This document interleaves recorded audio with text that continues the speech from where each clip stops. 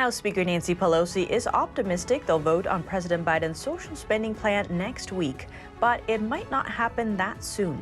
The holiday season is right around the corner. The Postmaster General says the Postal Service is ready to deliver holiday packages efficiently. And the IRS is cracking down on digital payments. We look at what areas are impacted. Tune in to Deep Dive as we explore these topics and more. Hello and welcome. This is Deep Dive and I'm Tiffany Meier. The House is gearing up for the next big bill. House Speaker Nancy Pelosi says the House intends to pass President Biden's social spending bill next week. That is our plan, to pass the bill the week of November 15th, as is indicated in our statements. But they might have to push it back. 5 Democrats, enough to block it, are waiting for the Congressional Budget Office, or CBO, to score the spending bill. They wrote to Pelosi on Tuesday, saying we cannot lend our support to advancing the Build Back Better Act until we have had a chance to review these scores, which provide the true cost of the legislation.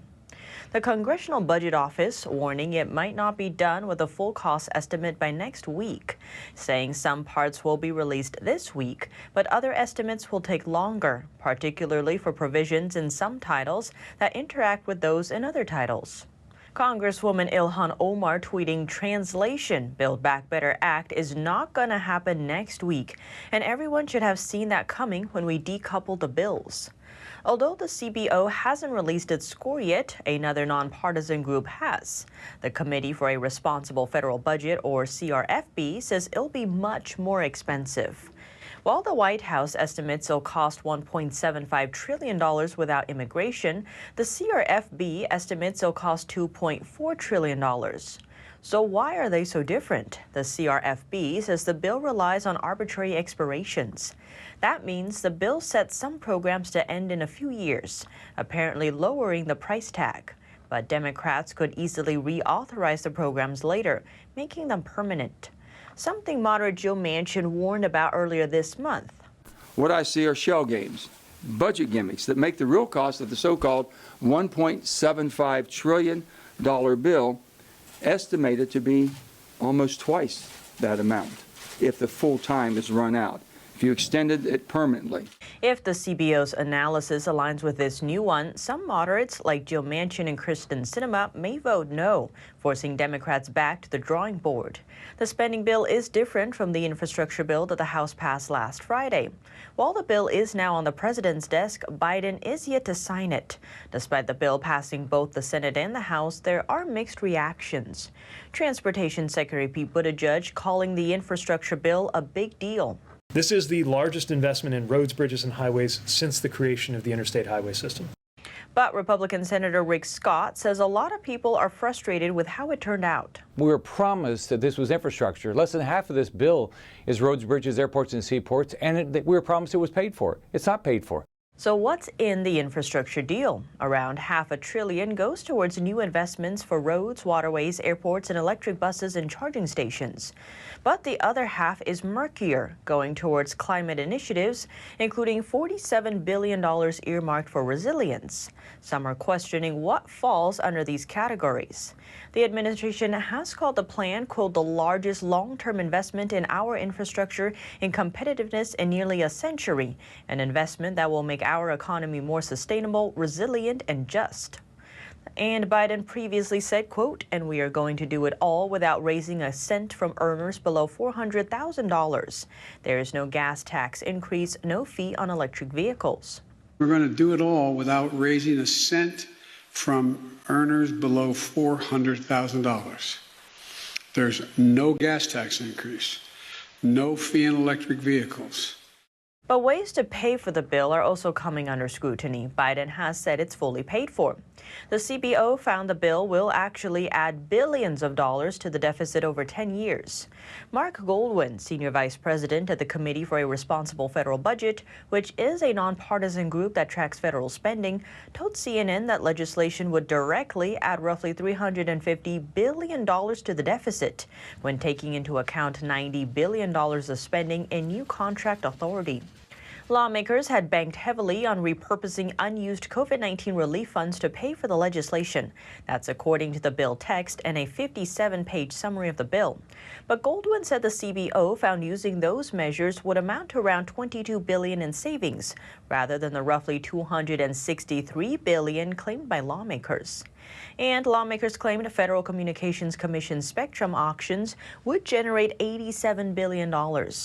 But the CBO found the real number would be far less, adding that the bill would raise about $50 billion by imposing new Superfund fees and changing the tax reporting requirements for cryptocurrencies, among other measures. According to the summary, the infrastructure proposal relies on generating $56 billion in economic growth, resulting from a 33% return on investment on the long-term projects.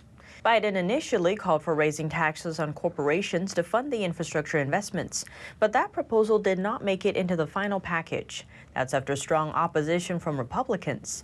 Democrats are now looking to put those tax hikes in the spending bill that has yet to be voted on in the House. And so one of the ways the IRS is reducing the tax gap, those using PayPal or Venmo for business transactions might have the IRS looking more closely at their accounts. The IRS now requires electronic payment apps to report such transactions if they total more than $600 a year. Business transactions include payments for goods and services. There's always been a tax requirement on those, but now the IRS might know if you don't pay it. The change is part of the American Rescue Plan, and it is designed to crack down on unpaid taxes. The change does not affect reimbursements among family and friends, for example, splitting a pizza or sharing a cab. But the plan has seen fierce pushback among Republicans. Senator Rick Scott said last month on the Senate floor, "How can you possibly justify to the American people that the IRS should be snooping around in their bank, retirement, or investment accounts?" Adding there's only one explanation, and it's simply terrifying. The Democrats want to control how you spend your money. He compared it to communist regimes like Cuba and China. Senator Tommy Tuberville, meanwhile, urged the Senate to pass his legislation, the Protecting Financial Privacy Act, which would prevent the IRS from accessing financial transaction data of their customers, building on a pre-existing law, the Bank Secrecy Act. He said in a press release the bulk data collection they are proposing will do nothing to close the so-called tax gap, adding all it does is violate the liberty of every freedom-loving American who values their financial privacy. Now, let's turn to costs going up, especially around the holidays. The Postal Service is ready to deliver packages during peak holiday season. That's the word from Postmaster General Dejoy. Regarding the peak season, I want to begin with 3 words. We are ready. We set the targets early this year and immediately went to work. Rapid expansion of facilities, equipment, and modes of transportation, as well as significant efforts to stabilize our workforce, are near complete. I am also confident in the increased operating performance we are seeing throughout our existing network, which will provide significant additional capacity.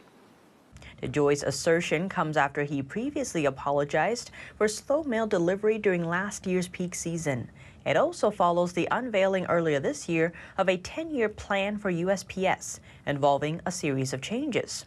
Those changes include longer first-class mail delivery times and cuts to post office hours. The Postal Service started implementing the new service standards last month. USPS says the service changes have no effect on about 60% of first-class mail and nearly all periodicals. Some of those changes include longer wait times and higher costs. The price went up starting October 3rd and is expected to last through December 25th. Depending on the delivery and distance, the cost can go up from 25 cents to $5. And now, before we end, a pair of diamond bracelets, once owned by Marie Antoinette, are far surpassing estimates, selling for $8.2 million. Christie's auction house predicted the bracelets would fetch up to $4 million. The bracelets boast 140 to 150 carats of diamonds. It is believed that Marie Antoinette paid what would be equivalent to $4.6 million for them. During the French Revolution, she sent them out of the country for safekeeping. Christie's says they had been kept in a private royal collection for more than 2 centuries. But what do you think? Let me know below. Thanks for tuning in to Deep Dive. I'm Tiffany Meier, and see you soon.